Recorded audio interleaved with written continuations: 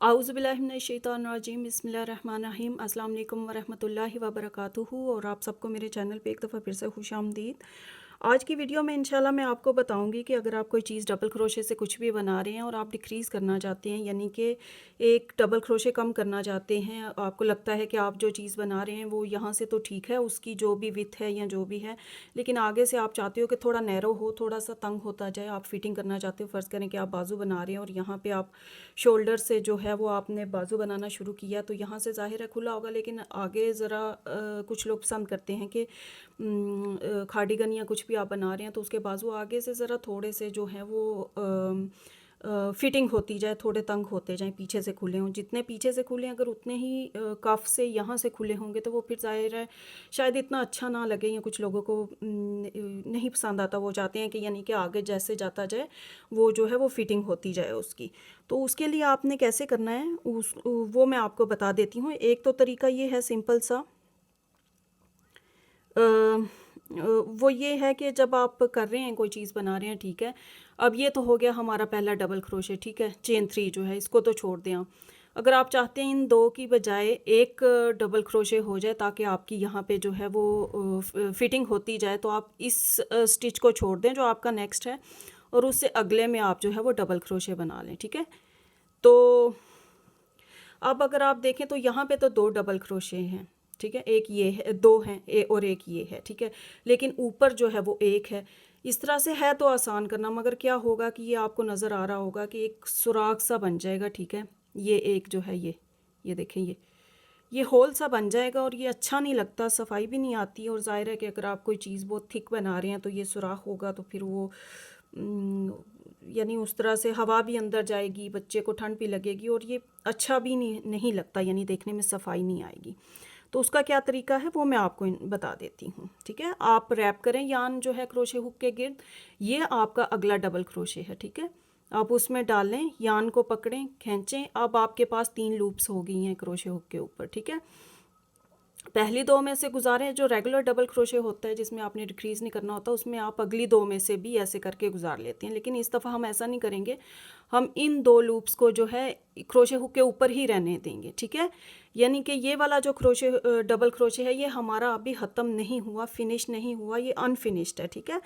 अब हम अगले वाले में डालेंगे, ठीक है, यान को रैप करेंगे क्रोशे हुक के गिर्द, अगले में डालेंगे, यान को पकड़ेंगे, खींचेंगे जैसे रेगुलर डबल क्रोशे बनाते हैं। ये देखें, अब हमारे पास 4 लूप्स हैं क्रोशे हुक के गिर्द। ये पहली वाली जो हैं, ये 2 जो है ये हमारी पिछला जो है अनफिनिश्ड डबल क्रोशे उसकी हैं, और ये अगले वाले जो हमने स्टार्ट अभी किया है डबल क्रोशे उसकी हैं। हम पहली 2 में से गुजारेंगे, ठीक है। अब हमारे पास 3 लूप्स हैं, 1 2 3।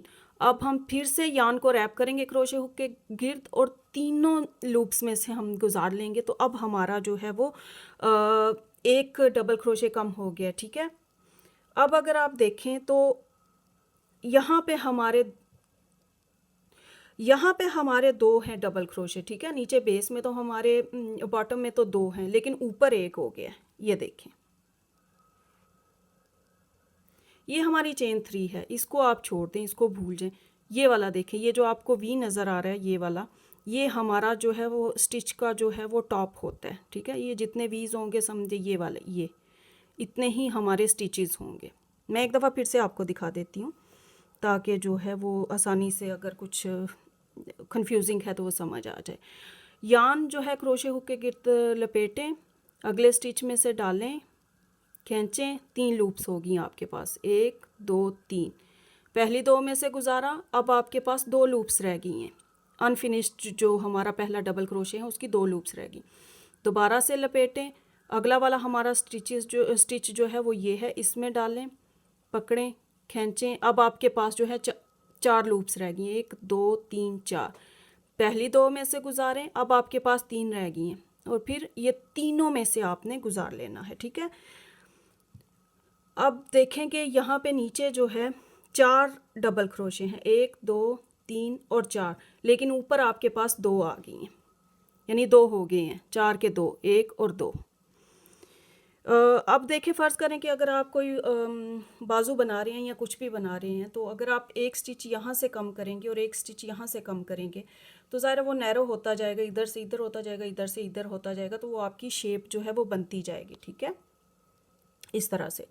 अब अगर फ़र्ज़ करेंगे, ठहरे मैं ये वाला जो है वो राउंड मुकम्मल कर लूँ, तो फिर उसके बाद जो है वो मैं आपको बताती हूँ कि ये तो हो गया डिक्रीज़, ठीक है, कि अगर पीछे से खुला चाहते हो आप और लेकिन आप चाहते हो कि आगे से ज़रा तंग हो, तो फिर आप इस तरह से जितने चाहें अपनी मर्ज़ी के हिसाब से जो है वो स्टिचेस जो हैं वो कम कर सकते हैं।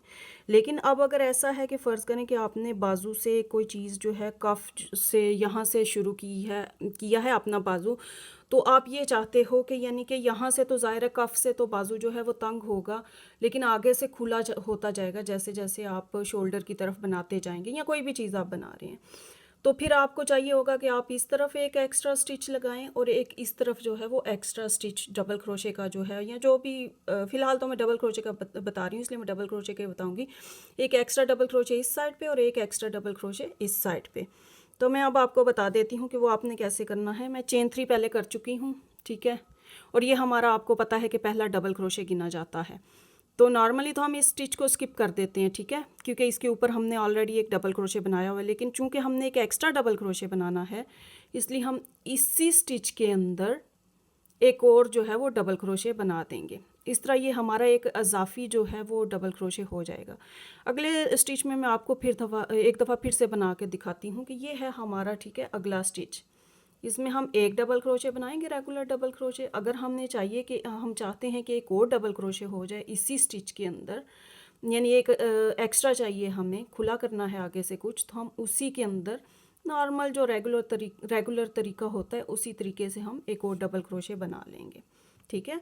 अब फ़र्ज़ करें कि आपका कफ से यहाँ से आप बाजू शुरू कर रहे हैं और यहाँ से तंग है, तो अगर आप एक एक्स्ट्रा डबल क्रोशे इस साइड पे बनाएंगे और एक इस साइड पे बनाएंगे, तो ज़ाहिर है खुला होता जाएगा, जितना आप चाहें बढ़ा लें या जब चाहें रुक जाएं, आपकी मर्ज़ी होगी ये। तो ये चीज़ थी मेरे जहन में। हाँ, हाफ़ डबल क्रोशे और जो सिंगल क्रोशे में डिक्रीज़ और इंक्रीज़ कैसे करना है, उनकी वीडियोस मैं इंशाल्लाह अलग से बनाऊंगी, ताकि सब कुछ मिक्सअप ना हो जाए और कोई कन्फ्यूजन वगैरह ना हो जाए। तो इसलिए उन दोनों की जो है वो डिक्रीजिंग और इंक्रीजिंग की जो वीडियो है वो मैं इंशाल्लाह अलग से बनाऊंगी, ठीक है। ओके जी, अल्लाह हाफिज़।